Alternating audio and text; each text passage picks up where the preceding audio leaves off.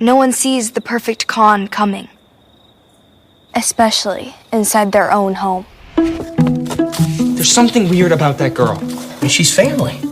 Everything was fine around here until you showed up. Sometimes we have to become someone we aren't to right a few wrongs. I guess we're just gonna have to figure this out together. Nick told me I'm her best friend. But living a lie can catch up with you. Don't get too attached to this family. You're not there to make friends. She's like the sister I never had. Do we have another kid now? I just saw a girl who needed a family. Justice doesn't always get served the way you pictured. I'm Nick, and I'm up to no good. Welcome back to Entertainment Talk. Today I'm here to do another season kind of review. This one's going to be For No Good Nick part 2 of, I think, what is season 1. It's a bit confusing, but I'll get into that in a minute. I'm your host Matthew, and this is going to be a review for a spoiler free to start off with. Then we'll take a break. We'll let you know what else we've been doing, and then we'll go into spoilers. But I'll warn you when we go into spoilers, so don't worry about that. So essentially we've got you had the first part premiered April 15th. If you guys remember, I did a 101 and 102 impressions, and then I did I called it a season 1 review because that's what I thought it basically was. It was 10 episodes, and it was like a season. It said the first part premiered on April 15th 2019, and then on Netflix, and part 2 was released on August 5th. I did see a post earlier today, or it might have been yesterday, from Melissa Joan Hart saying that they're hoping for a season 2 renewal, and she did specifically say season 2, so I'm guessing these gonna be done in parts, I suppose. I know that I think it's Sabrina, the new Netflix Sabrina thing, they do their seasons in parts, but they're waiting for season 2. I don't know if Netflix is gonna start doing like half seasons or something. It's interesting. But yeah, essentially this is, I guess, part 2 then of season 1. If the next lot of episodes is going to be season 2, presumably that will be season 2, part 1 and part 2. We'll have to wait and see. But yes, this is going to be specifically for part 2. So the newest set of episodes that were released on the 5th of August. So yeah, if you haven't seen those episodes, don't worry, I'm not going to spoil too much, I'm not going to spoil anything in this section. So yeah. This season started off slow, but the positive thing I will say is once it changed, it started off in like first and second gear, to use some car metaphors, I suppose. It started off in like the first, gradually went to the second gear, then it shifted right into the fourth and fifth gear, and then it stayed there for the rest of the season. So, I mean, they had a few things that they were intending later on to set up, which I think that they did a good job of. And I think that they did some of those things pretty well.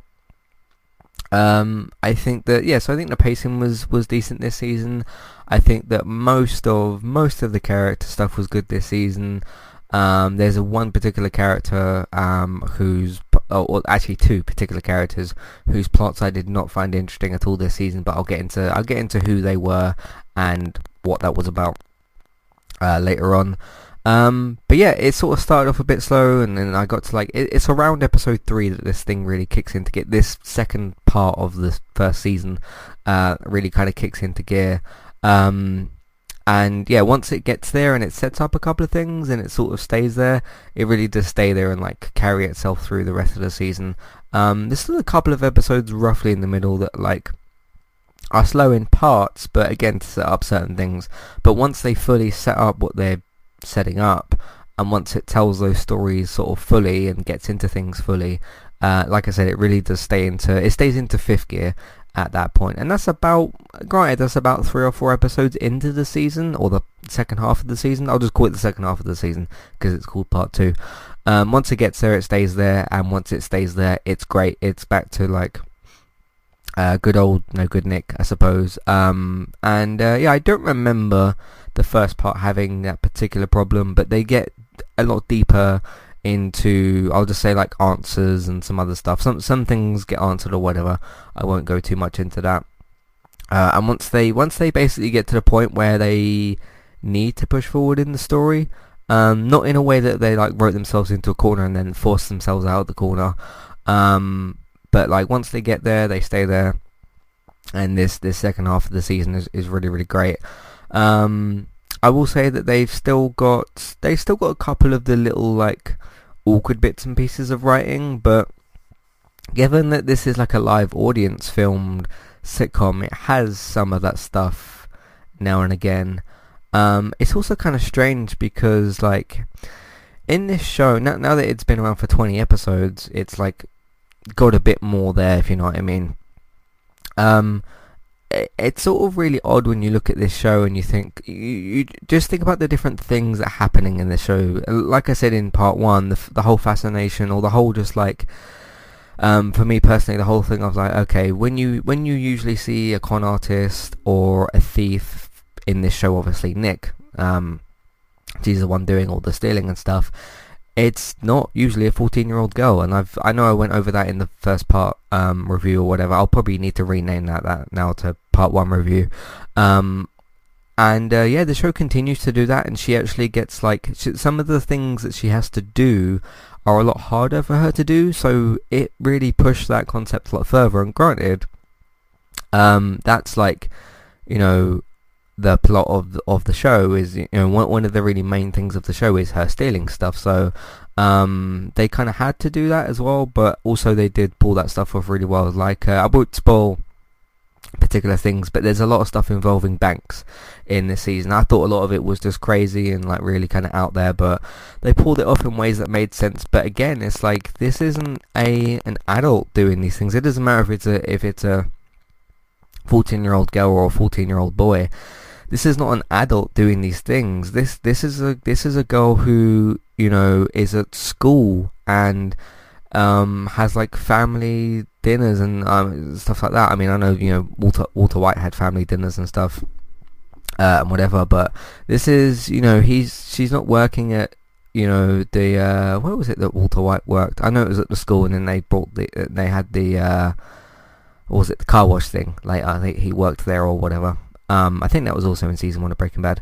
But yeah, she's not doing none of that stuff. She's like with teenage friends and with teenage family members, and she's also at the same time, not at the same time, but in later scenes, stealing stuff. Is really kind of odd, but also really, really well put together. So yeah, you've got that sort of stuff happening, and then you've got just other things as well. And yeah, just the fact that this is a bit of a different beast to me now, in terms of what I suppose a sitcom is capable of doing, because this is very much a drama in certain scenes. It definitely is, but it also manages to have really funny moments, and it also manages to, and this is where season 2 part 2 really shines a bit more, is there's certain drama scenes where a character is jokingly or sarcastically kind of giving up, right? And they'll manage to like slide bits of comedy in there here and there, and it works surprisingly well. So yeah, I enjoyed this part 2 overall. There's not a whole lot more I can really say without getting into spoilers, because I will say, just in terms of other bigger things, this I need to stop saying this season. I'm not used to Netflix having half seasons of stuff, so it's usually just, hey, here's the whole season. But in terms of this second part, like, this really does just jump into a lot more story and a lot more character stuff than as opposed to the first part. That's not to take away from the first part, but the first part of the season was really establishing what the show was doing, because again, like I said, this is really kind of a different beast in terms of a sitcom, because it's a live audience sitcom, it's a drama, and it's also got, you know, again, a child, effectively a child or a young teenage person stealing stuff. There's really like it's really kind of bizarre, but also really deserving of some praise. How this show's able to pull that off is really quite just incredible at times, and the way just there, because there's, with all those different elements, there's so many different tones in the season, there's so many different sort of just bits and pieces that they have to put together, and I felt like this second part really kind of just pushed it forward again. So it's done, basically. This show is now basically done, got itself into a situation where they set up who Nick was, what was going on, what's up with the Thompsons and all that sort of stuff in part 1, as well as doing some stealing scenes, and then season part 2 has really kind of like, okay, now that we got all that established, let's tell much more of a meaty sort of story, and there's a lot in here. So they really did a great job. So yeah, that's basically all I can say, spoiler free, for part 2 of No Good Nick. Again, if you I guess if you haven't started the show at all, go and start the show, then check out the 101 and 102 impressions thing, and then you can of course listen to the season 1 review, part 1 review. Once that's finished, I will still be saying season 1 in that, because I'm not going to go back and edit that, but I'll rename it to part 1, I suppose. But yeah, you can go and check all that out, and then of course go and watch these 10 episodes or the 20 episodes, depending on how much you've actually watched of the season or of the show. And then we're going to go into some housekeeping now. I'll come back, I'll give you one more spoiler warning for part 2 of No Good Nick on Netflix, and then we'll get into some spoilers, but I'll see you in a minute. Today's sponsor is Kualu. If you would like to get started with a domain name and a website today, just click on the link in the show notes, and that will take you over to Kualu to get started. They also have a live support chat system that you can use, which is in the bottom right hand corner. So get started with a new website and domain name today with Kualu. Hey everybody, if you would like to get the ad-free versions of all of our podcasts and support Entertainment Talk along the way, all you need to do is head over to patreon.com/entertainment talk. Sign up either as a creator or as a Patreon. There's no difference there. That's just the option for either becoming a creator now or just staying as a patron for the moment. And then all you need to do is support us at the $1 level tier. That will get you access to all of the ad-free podcasts that we've done in the past, and get you access to all the ad-free podcasts in that month as well. So it's a great way to support us on Entertainment Talk and to get rid of the ads and get your ad-free podcasts. As always, thank you very much for listening. Back to the show. Alright, so recently on Entertainment Talk, we had the Premier League basically transfer deadline day, and that was fun, wasn't it, because we signed so many players. But Man United were of course involved with transfer deadline day when we sold Lukaku for 70 million. I don't know what we'll do with that money, but I discussed it on the podcast. So that's episode 7 of the United Cast, which is of course our Man United and football podcast. And remember, Man United have got Chelsea tomorrow, or I might release this a bit later. Man United will have played Chelsea Sunday at 4:30, so that will be interesting to discuss as well. And then I basically went through, now that the deadline day is over and the team has been more settled, I suppose, if you want to call it that. I went through the team and basically picked who I would start as the main starting 11 now that the team is pretty much settled. iZombie had its series finale, season 5 episode 13, All's Well That Ends Well. Me and Robert covered that, and we'll be back this Wednesday to do a series wrap up and talk about the series as a whole and just wrap everything up basically. So there's that. What else did we do this week's last week's gaming talk? We talked about Crush Team Racing and the lovely microtransactions that have been added to the game by the very lovely company that is Activision. They added microtransactions to the game. I also talked about my scripted review, which I'm sure I'll mention here in a bit. We also talked about Mixer, because they signed, kind of in football terms in a way, they signed Ninja, the of course popular, very very popular Twitch streamer who's now exclusively streaming on Mixer, and we talked about some other stuff as well. What else is there? Merchandise. I'm looking into doing some merchandise for Entertainment Talk. There's a way that I can be able to do it and everything like that, but I need a level of interest before I go and set things up. So let me know what you think in terms of merchandise and what you'd like us to do, but listen to the podcast so you know what we are able to do. So there's that as well. Scripted reviews was one of my announcements this past week. I basically have taken different scripts that I've written for different games for different reviews, and have made those into podcasts essentially, and the first of those is for Crash Team Racing Nitro Fueled, which doesn't have spoilers because it's a kart racer. So there you have that. American Horror Story is returning soon for season 9. It's going to be happening towards the end of September. I think it's the week before The Good Place returns, roughly. It's called 1984. It's for season 9, and it's going to be based on a slasher season, basically.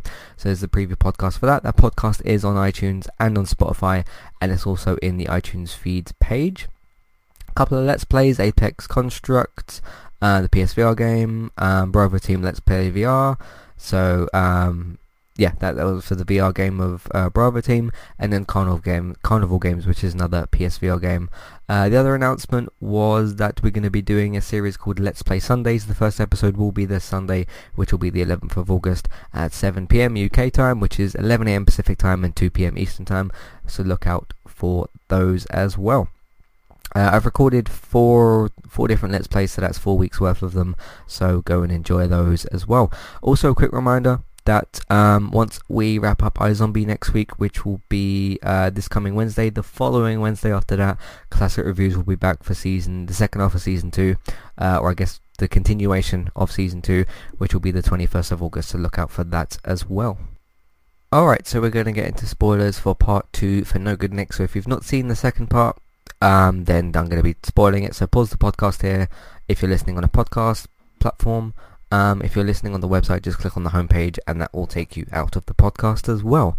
I already said that I was going to be doing the spoiler part at this point, so yes, you need to leave now so we can... Alright, so let's get into some spoilers here. So yeah, the two things I want to point out, which is Molly's plotline with it was either like Becky or Tamika, or the whole thing with Jeremy about the president debate thing. I didn't care about any of that happened this season. I thought that there was the particular, I swear she was a new character this second half of the season. The one that had, it could have been Lisa because she's not listed as a specific character. Like, it's got recurring, Kyla Drew is Becky, activist and leader of the volunteer squad, Molly's frenemy. Yeah, it was basically the girl who had the short, I'm sure it was blonde, the short blonde hair. She just, every line of dialogue she had just irritated me.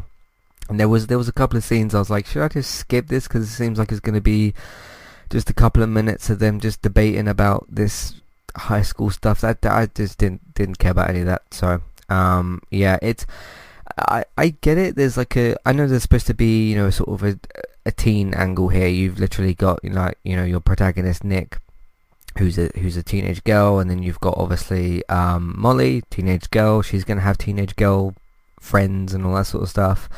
But is that really the plotline that you need to tell with all this, like, she's bringing up like Trump and all this sort of stuff? I didn't care about any of that. So and I'd wondered what they were going to do with that in the second part of the season, because that was one of my problems in the first part.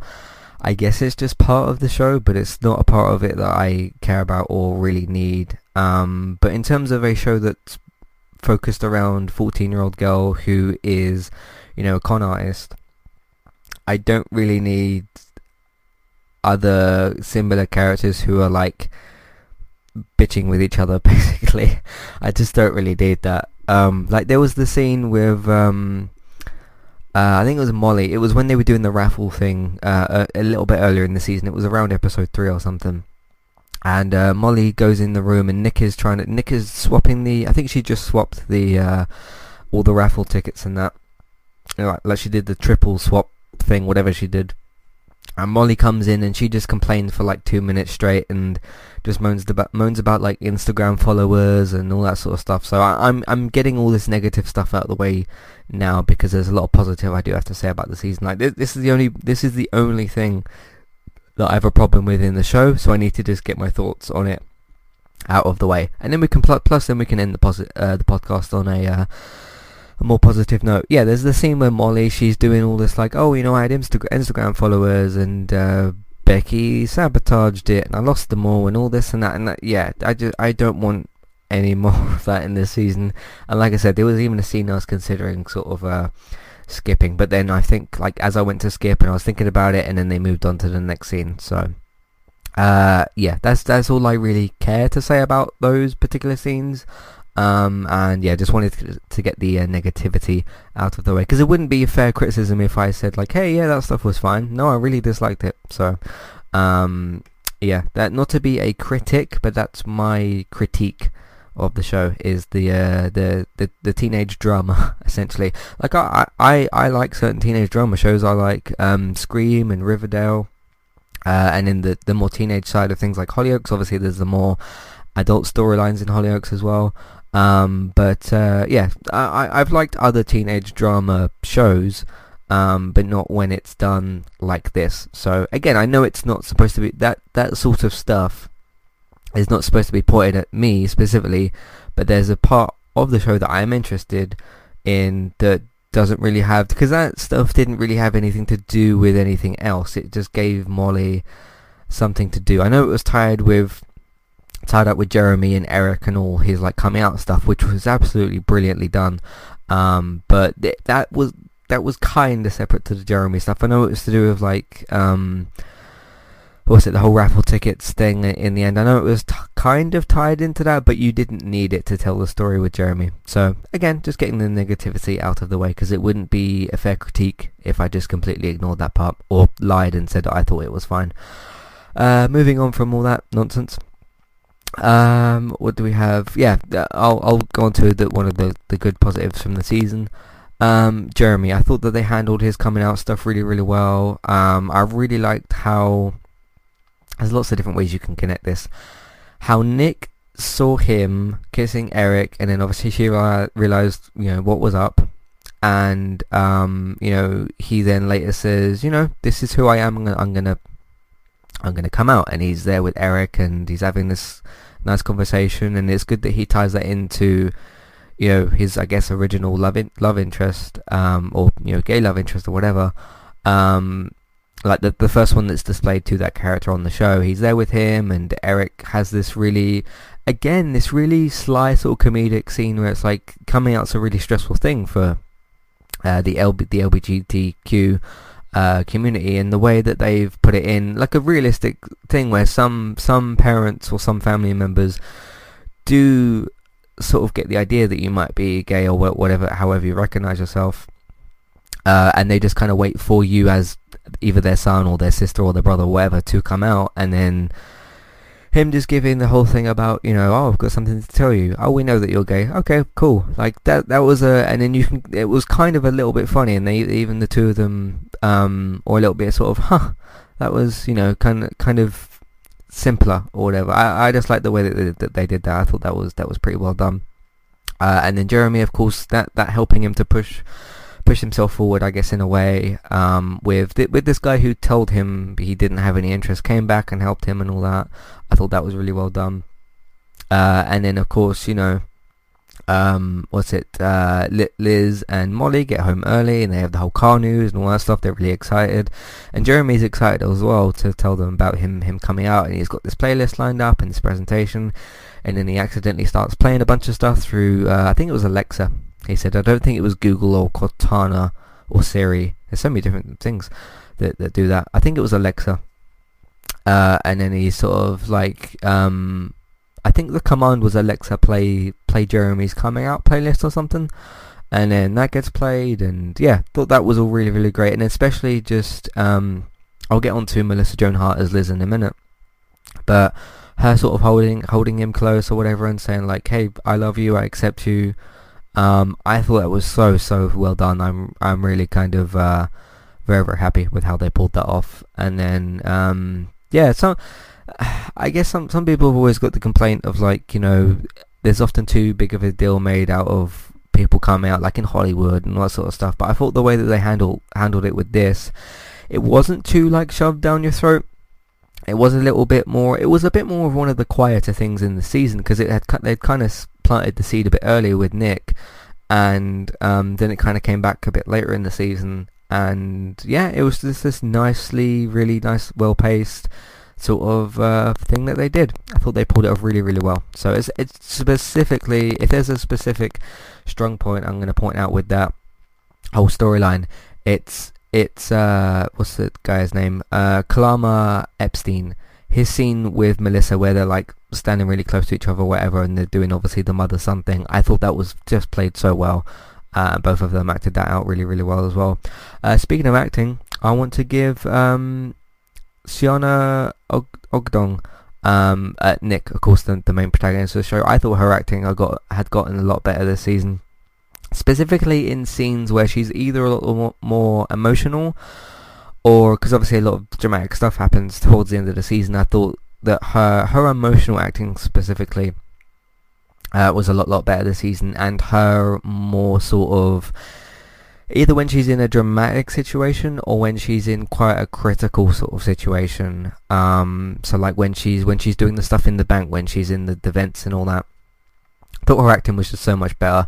I thought it was pretty good last season. Her acting improved a lot this season, is what I'm trying to say. So like it wasn't fixed, it was just improved and pushed forward. So I thought that was so much better this season. I want to save the actual ending discussion for the end, I suppose. I want to go through the characters and kind of give praise where praise is due, because I kind of crapped all over the all over the Molly stuff at the start. Ed, I don't know, I thought Ed was a little bit more pushed to the side this season. I know that Sean Astin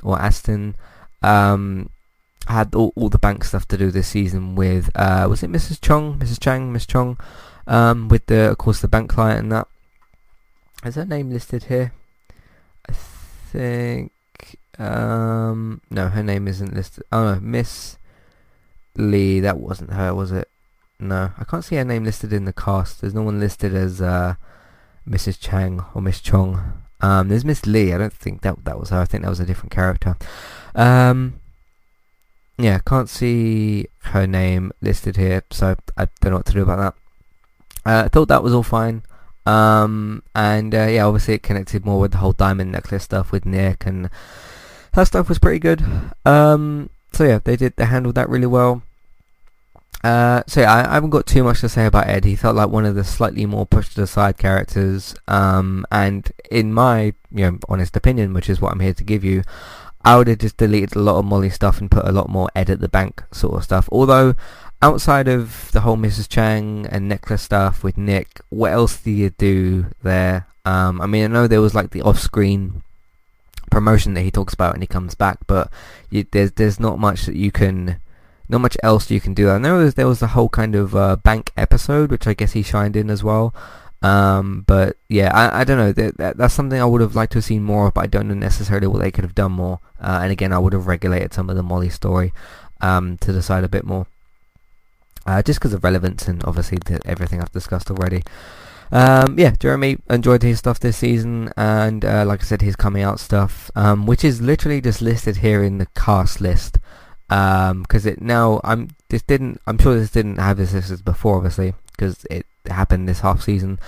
Jeremy, the eldest Thompson child and an overachieving high school sophomore who is suspicious of Nick, he later comes out as gay to his family, which is kind of a spoiler in a way, but I'm not in control of this, so yeah, I thought all that stuff was great. But yeah, so yeah, in terms of character stuff, they did some great stuff this season, just apart from Molly, and I would have yeah, that's my critique of the season. Is I liked actually I haven't finished talking about Liz, so I should jump back there.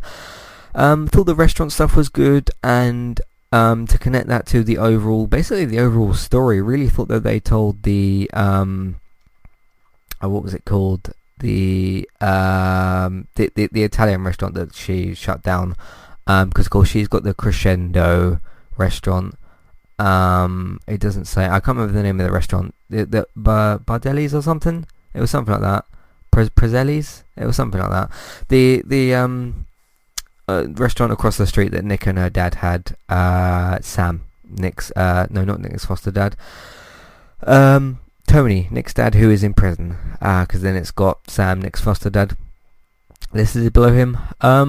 Yeah, I thought that they told that story really, really well, and I kind of got into the second half of the season and thought like, wait a minute, has all the motivations been explained? There was just like a couple of moments I had throughout the season where I was like, have all the motivations been explained? And they kind of hadn't, and then obviously they went and did the whole backstory episode, which I thought was probably the best episodes of the season, or one of 3 best episodes. I thought the last 2, maybe the last 3 episodes, and that particular episode, which I think was episode 5 or 6 roughly, thought that stuff was handled really, really, really well, and they had kind of really laid out to me and explained the situation, which, like, I mean, in the end, it was there's always the quote, "It's just business," which it was. Like, she saw this competing restaurant, she did what she thought she had to do. Granted, Molly was the one that went behind kind of their back and took a photo of the menu, which is literally kind of like stealing. Again, Molly kind of going too far or whatever.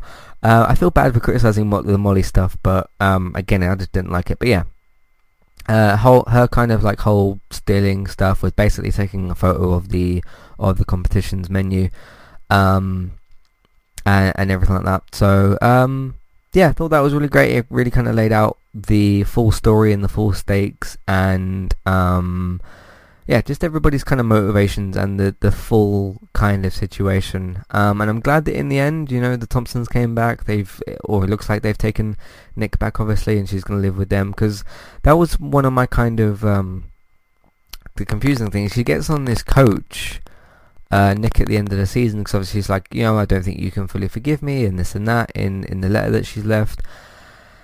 But where was she going? They hadn't explained that. Nick hadn't said anything. I guess that they felt that they didn't need to explain that because Nick was coming back anyway. I don't know. I was just confused. Like, okay, sure, she can work and all that. She was working for Liz at Crescendo, but where is she going? So that was kind of confusing to me, especially because I kept checking the time, how much time was left towards the end, just like, oh, are you gonna put her on the coach and like cut to credits? But obviously they didn't. So glad that I mean that isn't quite as relevant, I suppose, just because they explain, you know, or they show rather that the Thompsons come back at the end, and then they take Nick back. And yeah, I'm kind of wondering, because I'm going to get into the end of the second half territory now. What are they going to do now in the season? Because both Sam and Dorothy, the foster parents, who were part of obviously the stealing, all that stuff basically, she's kind of said goodbye to Tony. Tony. But I suspect she'll go back there at some point and have another conversation with him, because obviously he wants to take down Ed. But I think it's difficult to say. How many more seasons can you do of this show? Because like I don't even kind of, I mean, I'm not the showrunner, but like you could, I don't know if you can make this show last like 5, 6, 7, 8 seasons. You can maybe do like 1 more or 2 more seasons at most, and if they do them in 2 parts again, that will be 20 episodes altogether if they stick to 10 episodes per half. Because I don't actually quite know what they're going to do next season, let alone this season. And maybe you couldn't have had this really as a series finale, because you've also got Tony and obviously the photo as well. You got Tony, who's still in prison. That's not really resolved. I know she said goodbye to her. Nick said goodbye to her dad, but that's not like wrapped up. So if you give this like 1 more season, I suppose, I don't know. Unless they got, obviously, you know, the showrunner's probably got seasons mapped out that I can't think of, because I'm not obviously the showrunner or the writer. I'm not the one making the decisions. But you go back, you sort out some stuff with Tony. I guess you do some like Thompson family rebuilding stuff next season. But in terms of the whole con artist stuff, that's gone now. Like, Nick is gonna live with, unless something else happens, unless there's another twist or something, Nick is now living with the Thompsons, and everybody knows everything. So that part of the show is essentially gone.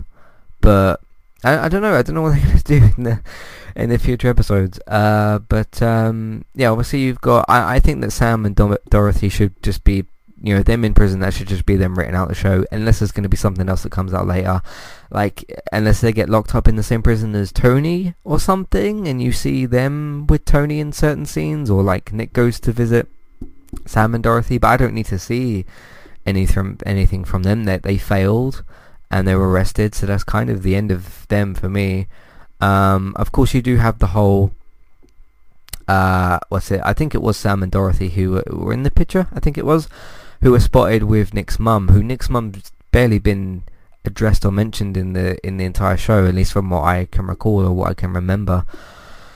So we don't know kind of where she is at or anything. There's story to explore in all the things that I've just mentioned. I just don't know what you do with the whole Nick's con artist skills, because unless she starts stealing from Sam and Dorothy or something, like Sam and Dorothy have extended family, you could twist it around to where, like, instead of Nick trying to get her own back on the Thompsons, she's trying to get her own back on Sam and Dorothy. Maybe they introduce Sam and Dorothy's family and she tries to steal from them or something. I really don't know, but I think I should probably stop guessing now. So, but yeah, there's story that you can do with Tony, and obviously the whole picture cliffhanger. There's story there, but I don't know what you do with Nick's skills. So yeah, that's pretty much everything from the season. Again, like I said, they were in first or second gear, and then they shifted. You know what? They didn't shift to fourth gear. They shift to fifth gear, and they stay there for the rest of the season. I was like, there was a shift at a certain point in the season, again around episode 3,